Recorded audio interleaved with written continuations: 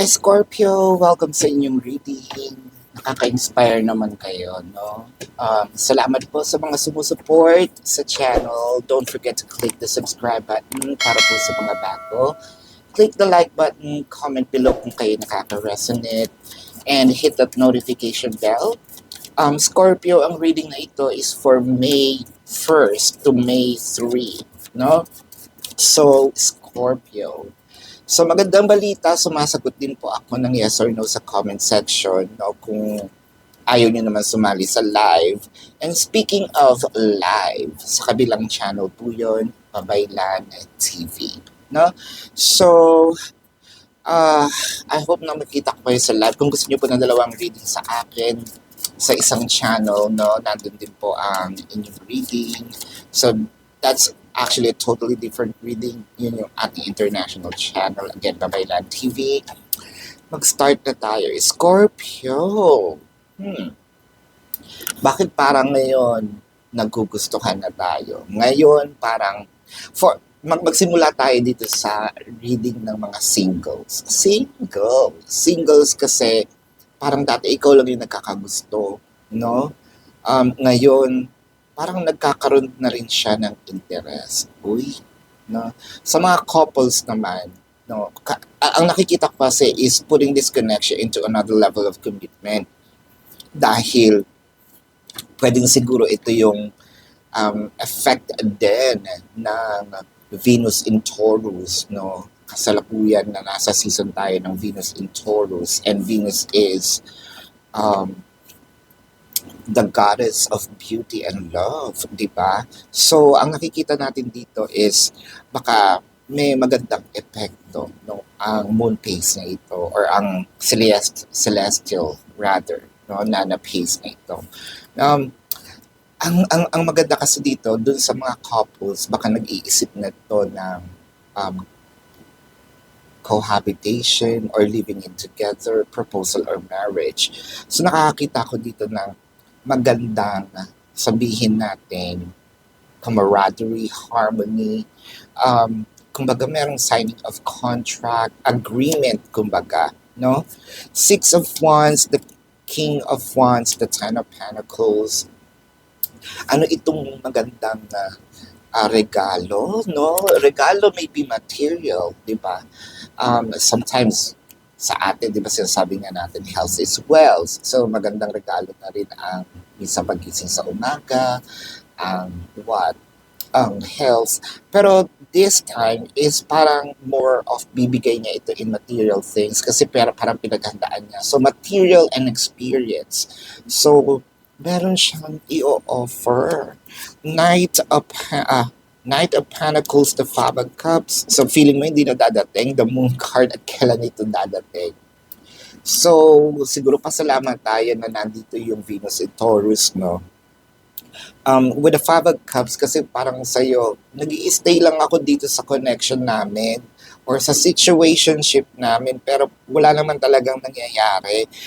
Kailan ba dadating? Parang papunta ka na dun sa pasawakan na napapagod ka na, pero diba? Kung kailan hindi mo inaasahan at saka dadating.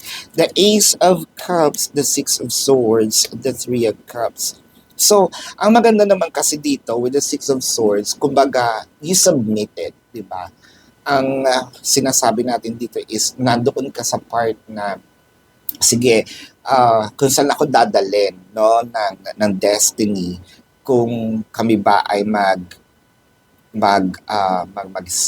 sabihin natin na mag-stay, pupunta sa ibang level of connection, or maghihiwalay. Kumbaga, syempre, you're crossing your fingers na sana mapunta sa magandang balita.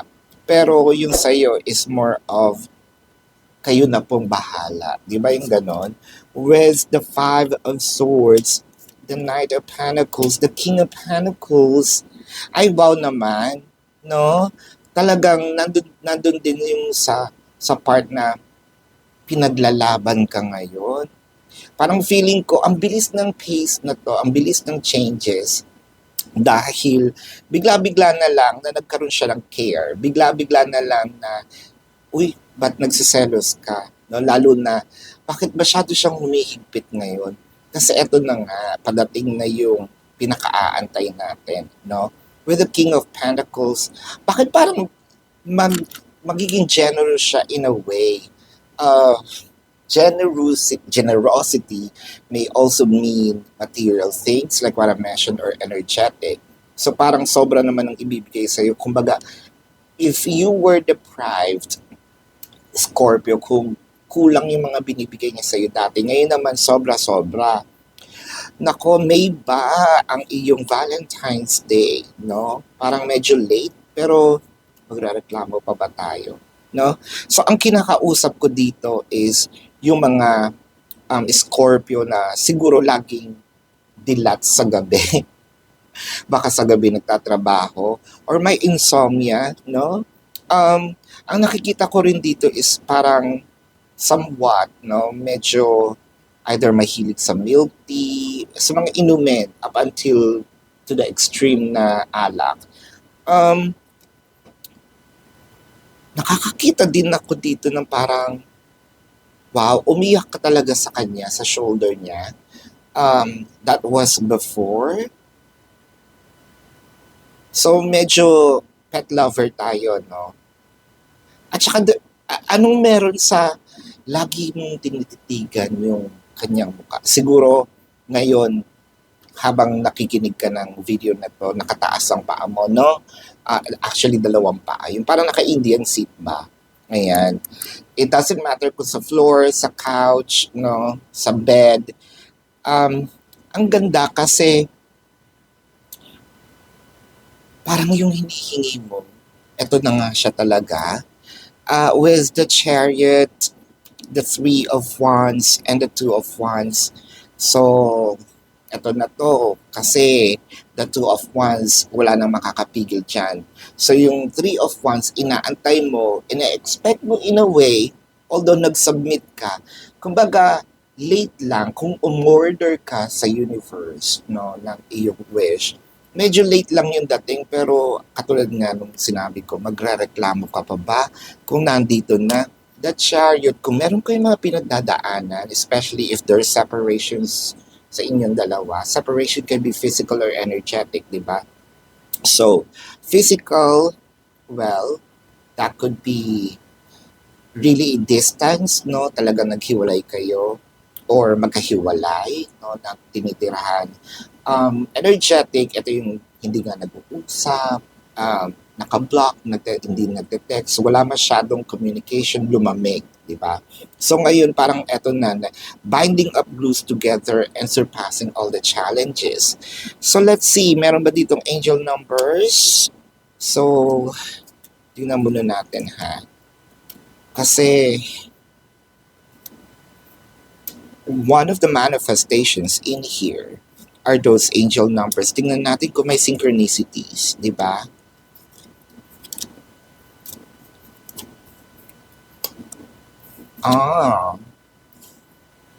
So wala naman. Pero tingnan natin ang zodiac signs ngayon ng taong mahal mo.